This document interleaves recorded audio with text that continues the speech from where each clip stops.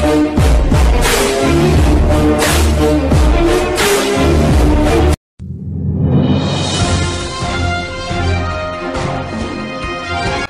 मुंबई विधिमंडळ येथे काँग्रेस पक्षाचे नवनिर्वाचित खासदार दलित पॅथर काँग्रेसचे ज्येष्ठ नेते आदरणीय चंद्रकांत जी हंडोरे साहेबांची राज्यसभेवर बिनविरोध निवड झाल्याबद्दल चंद्रकांत हंडोरे यांना पुष्पगुच्छ देऊन सत्कार करण्यात आले। यावेळी महाराष्ट्र प्रदेश काँग्रेस अध्यक्ष नाना भाऊ पटोले, बाळासाहेब भंडारे, माजी पंचायत समिती सदस्य, सामाजिक कार्यकर्ते फजल कोकणी उपस्थित होते।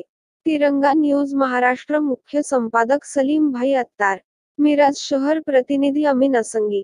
ताज्या बातम्यांसाठी आजच आपला तिरंगा news Maharashtra YouTube channel subscribe करा।